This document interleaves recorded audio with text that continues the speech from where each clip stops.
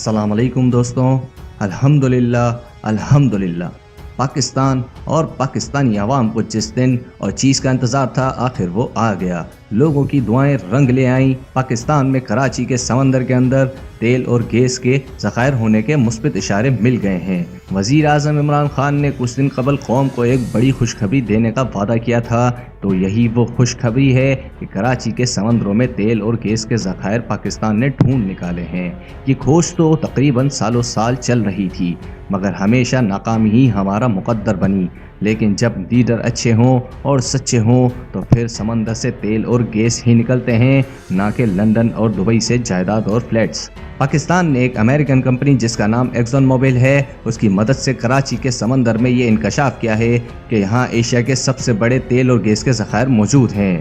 ذرائع کے مطابق یہ ذخائر سوئی گیس سے بھی زیادہ وسیع ہوں گے، لیکن اس کی حتمی رپورٹ اگلے کچھ دنوں میں وزیر اعظم کو پیش کی جائے گی، جس میں ہر چیز کا جائزہ لینے کے بعد عمران خان خود یہ خوشخبری قوم کو دیں گے. آیا یہ ایشیا کے سب سے بڑے ذخائر ہوں گے یا دنیا کے؟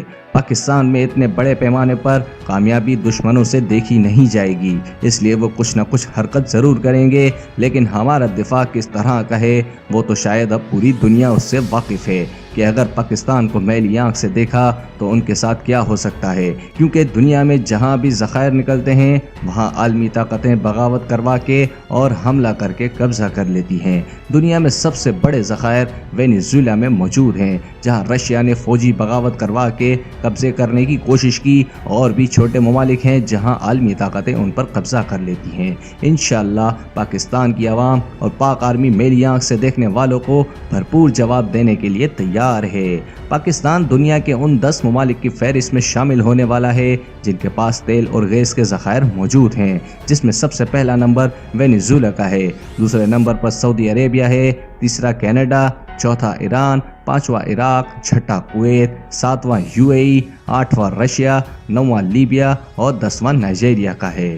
انشاءاللہ اگر اللہ نے چاہا تو پاکستان اس فہرست کی ٹاپ پر ہوگا.